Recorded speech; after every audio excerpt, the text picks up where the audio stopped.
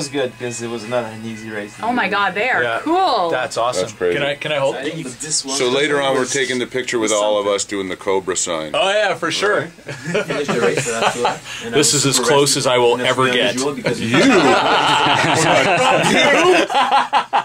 Yeah. But let me hold it. I'm going to win a lot of awards. If Bowling gets into the Olympics, I got a shot though. If we gets in.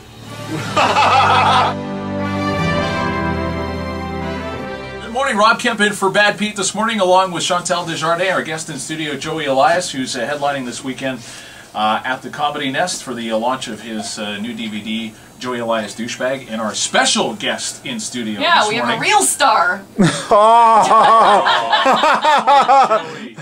Fresh back from the Vancouver Olympics, Vancouver Winter Olympics, double medalist this year at the Olympics on the men's short track speed skating team, Francois-Louis Tremblay.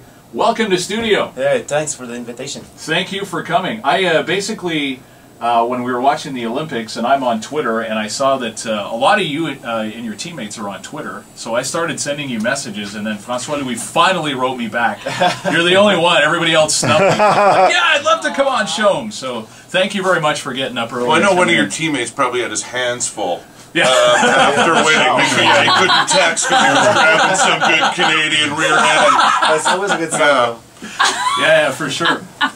So I'd like to celebrate like that, actually. What? After a good show? Yeah, like just grab somebody's bum. Okay. I'm in. Good to know. What are you doing tonight? So, anyways, you came in.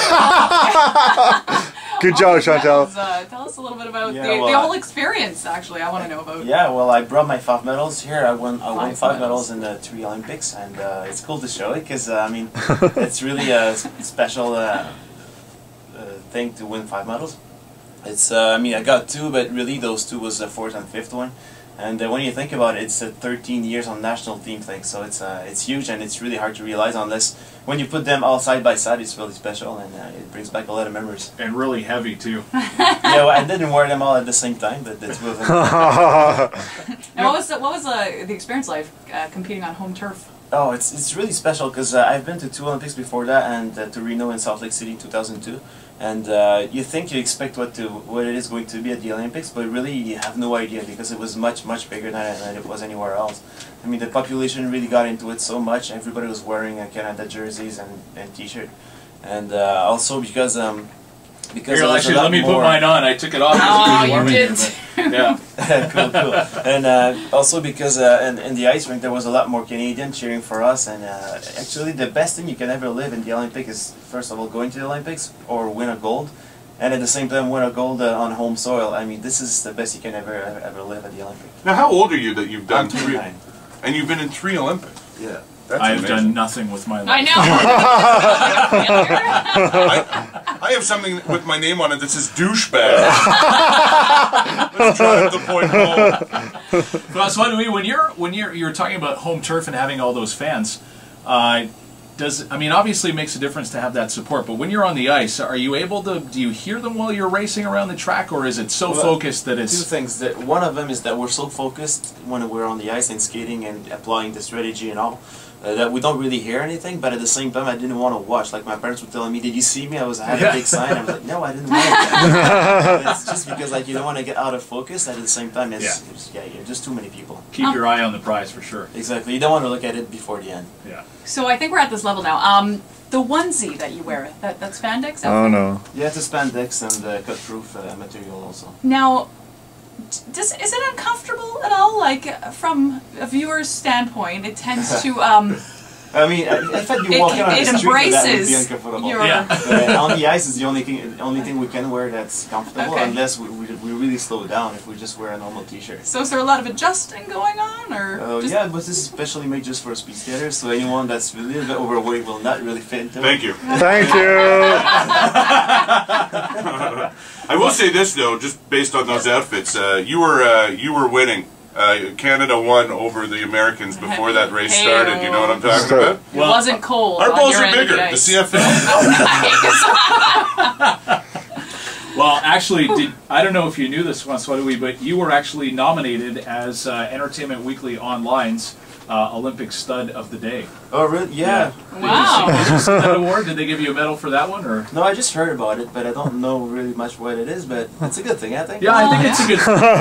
You were is the pretty hottest guy studly. at the Olympics that day. Yeah. Now, speaking of Studley, I heard that the amount of condoms given out in Vancouver I don't know. broke records or something. Does this happen? Did they? I Was think it they you're welcome expected to? 20 condoms for each athlete from the Okay, village. good, good. But okay, maybe once or twice something can happen. But can you imagine 20 times? I mean, Well, there was were all 100,000 condoms, and they ran out. They had to bring in an extra supply of did condoms. they really ran out? That's amazing. That's what they say. Oh. Well, that's But what we we're- wanted to ask you about. We're, Because I was competing until the end, so I was really busy. But I guess you can ask those who finish at first. Oh, so everybody wants the first couple days to compete. yeah, of course you don't. Listen, that's the rule, Chantal. I know.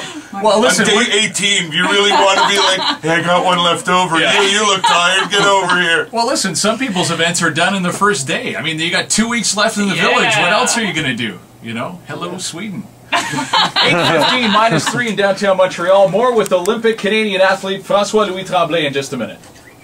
Hello, Sweden.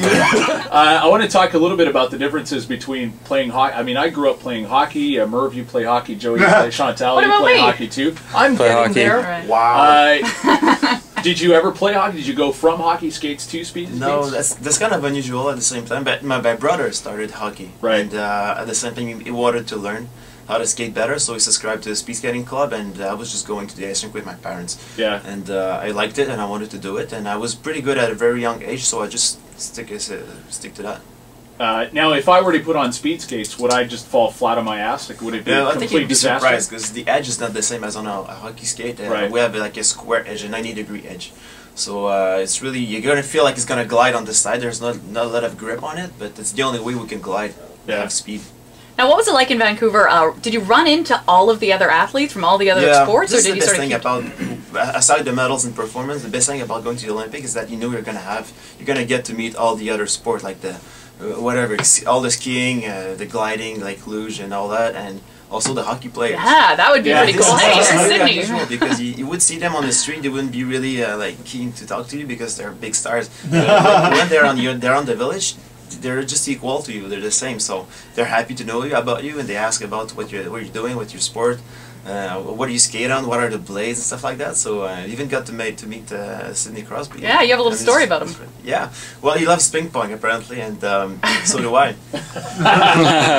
There was a ping pong table at the lounge at the last floor of the building where we were living. There was a ping pong table, and like I don't know, I've been playing ping pong forever now. I don't know why, but I was since secondary one I was playing ping pong, and apparently he was pretty good also. So we got to play together, and so I won 4 games out of nothing.